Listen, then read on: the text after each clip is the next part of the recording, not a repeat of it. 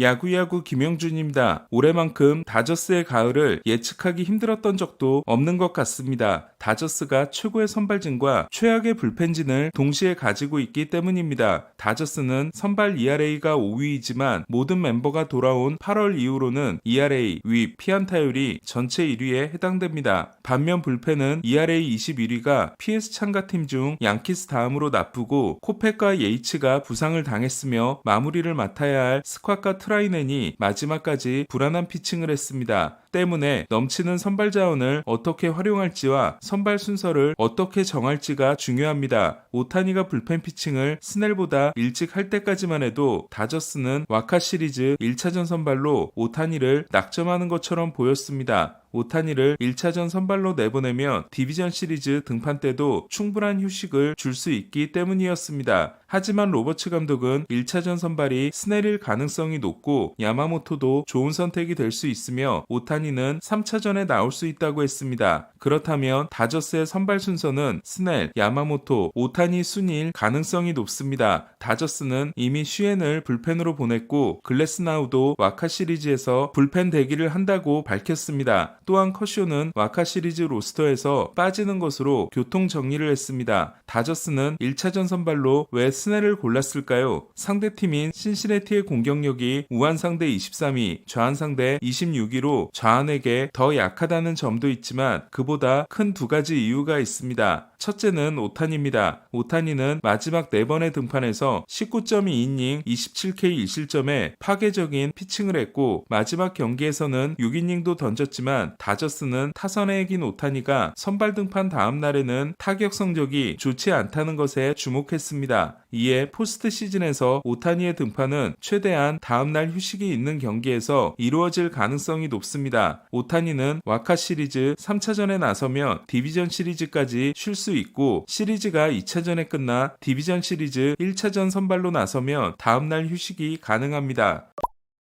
두 번째는 스넬에 대한 믿음입니다. 오타니와 야마모토는 일본 시리즈 경험이 있고 야마모토는 지난해 PS에서 잘 던졌지만 스넬은 다저스가 PS에서 쓰기 위해 영입한 선수라고 할 수 있습니다. 하지만 PS 통산 12경기에서 4승 3패 1세이브 3.33을 기록 중인 스넬은 다저스전을 제외하면 3.78이기 때문에 가을에 강한 투수인지 다저스에게만 강했던 건지를 확인할 수 있게 됐습니다. 스넬은 2022년 PS 때도 다저스전에서 5.1이닝 6K 1실점으로 승리 투수가 됐지만 매치 상대 3.1이닝 6볼넷 2실점, 필리스전 5이닝 5피안타 4실점으로 좋지 못했습니다. 하지만 다저스는 2023년 이후 스넬이 그때와 다른 투수라고 생각하고 영입했습니다. 스넬의 PS 커리어에서 하이라이트는 2020년 월드시리즈 6차전이었습니다. 2차전에서 다저스를 상대로 4.2이닝 9K 2실점으로 선전했던 스넬은 그날 6K 1사까지 5.1이닝 9K 1피안타 무볼넷 무실점으로 인생투를 합니다. 캐시 감독은 스넬이 1사 후 9번 타자 반스에게 안타를 내주자 타선의 세 번째 턴이 오기 전에 바꾼다며 73구인 스넬을 교체하러 올라왔고 스넬은 어이없는 표정을 보이고 내려갑니다. 캐시는 시리즈가 끝난 후 스넬의 75구 이후 피안타율을 거론하며 결정에 대해 후회하지 않는다고 했지만 스넬 다음에 올라온 닉 앤더슨이 상태가 좋지 않았음을 고려하면 스넬에게 맡겼어야 했다는 게 제 생각입니다. 앤더슨은 올라오자마자 배츠에게 2루타를 맞았고 폭투와 1루 땅볼로 역전을 허용합니다. 얼마 전 비슷한 일이 다저스에서도 있었는데 스넬은 로버츠 감독이 올라왔지만 자기가 던지겠다며 고집을 부렸고 필리스를 상대로 7이닝 12K 무실점을 완성했습니다. 스넬은 둘째 출산 이후 구속이 안 나오며 부진했던 2경기를 빼면 출산 전 3경기 성적이 18이닝 18K 2실점, 출산 후 3경기 성적이 19이닝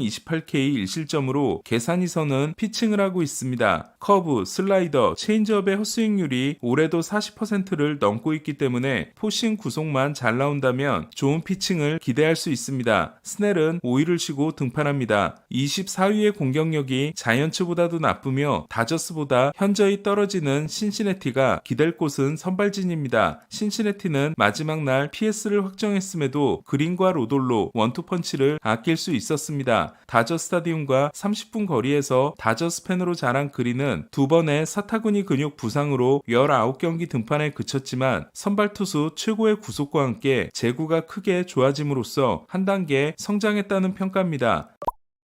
그린은 1볼넷당 탈삼진이 지난해 2.96개에서 5.08개로 늘었고 지난해 26경기에서 19개를 내준 못 맞는 공도 올해는 19경기에서 2개였습니다. 19일 컵스전에서 1피안타 완봉승을 따내는 등 애슬레틱스 원정을 제외하면 6.1이닝 7K 1실점, 7이닝 12K 1피안타 1실점, 9이닝 9K 1피안타 무실점, 6이닝 7K 2실점으로 마지막 4경기에서 엄청난 피칭을 했습니다. 그린의 관건은 다저스를 상대로 긴장하지 않는 겁니다. 그린은 슈퍼 스페셜이라고 했던 2022년 다저 스타디움 데뷔전에서 평균 100.2마일을 던지며 100마일 이상 공 47개를 뿌렸지만 오버페이스를 한 탓에 5이닝 5K 무실점 후 6회에 흔들립니다. 지난해 두 번째 다저 스타디움 경기에서 6.1이닝 8K 1실점으로 선전했지만 올해는 5이닝 3실점 패전을 안아 다저 스타디움에서의 감정 컨트롤이 중요한 상황입니다. 제구가 잡힌 날에는 크리스 세일이 되는 로돌로 역시 제구가 좋아져 완전히 다른 투수가 됐습니다. 9이닝당 1.78개의 볼넷은 규정 이닝을 채웠다고 한다면 스코볼, 라텔, 우에 이어 4위에 해당됩니다. 시즌 마지막 선발 등판에서 6.1이닝 12K 2피안타 무실점에 무시무시한 피칭을 했던 로돌로는 올해 다저스전에서도 5.1이닝 11K 2실점 경기를 한 바 있습니다. 팔의 각도가 낮은 자완인 로돌로는 오타니를 상대로도 6타수 1안타 3삼진으로 강한 모습을 보였습니다. 다만 로돌로의 약점은 우타자 상대 포심 피홈런이 너무 많다는 것으로 다저스의 홈런포를 억제하는 게 관건입니다. 신시내티가 좌완에게 약한 반면 다저스는 좌완 불펜이 풍부하다는 점도 신시내티에게는 불리한 부분입니다. 반면 다저스 타선은 우완 상대 4위, 좌완 상대 3위입니다. 올해 연봉이 1억 4천만 달러로 전체 22위인 신시내티는 사치세를 포함하면 4억 달러인 2위 매치를 꺾고 PS에 진출했고 이제는 사치세를 포함하면 5억 달러인 연봉 1위 팀 다저스를 상대합니다. 단축 시즌을 제외하면 추신수가 있었던 2013년 이후 첫 PS 진출인 신시내티는 마지막으로 PS 시리즈를 이겨본 것이 1995년 디비전 시리즈로 당시 상대는 다저스였습니다. 하지만 테리 프랑코나 감독은 보스턴 시절 두 번의 우승과 2016년 클리브랜드에서의 준우승 등 가을 야구 경험이 풍부한 사람입니다. 도전하는 쪽은 신시내티지만 선발 대결에서 밀리지 않을 수 있고 다저스의 불펜이 변수가 될 수 있는 재밌는 시리즈가 기대됩니다. 내일부터 시작되는 와일드카드 시리즈는 상위 시드의 홈구장에서 3일 연속으로 진행됩니다. 시리즈 전망을 살펴보면 양키스 대 보스턴은 양키스가 배당 우위이고 디 애슬레틱 기자 20명의 투표는 양키스 60%, 보스턴 40%입니다. 디트로이트와 클리브랜드는 클리브랜드가 배당 우위이고 기자 투표는 클블 58%, 디트 42%입니다. 다저스 대 신시내티는 다저스의 배당 우위이고 기자 투표는 다저스 91%, 신시내티 9%입니다. 마지막으로 컵스 대 샌디에고는 컵스의 배당 우위인 반면 기자 투표는 샌디에고 79%, 컵스 21%입니다. 그리고 월드 시리즈 배당은 필리스, 다저스, 시애틀 순으로 높고 양키스와 토론토가 공동 4위, 미러키, 컵스, 샌디에고, 보스턴, 디트로이트, 클리브랜드, 신시내티 순입니다. 오늘 소식은 여기까지입니다. 야구야구 김영준이었습니다.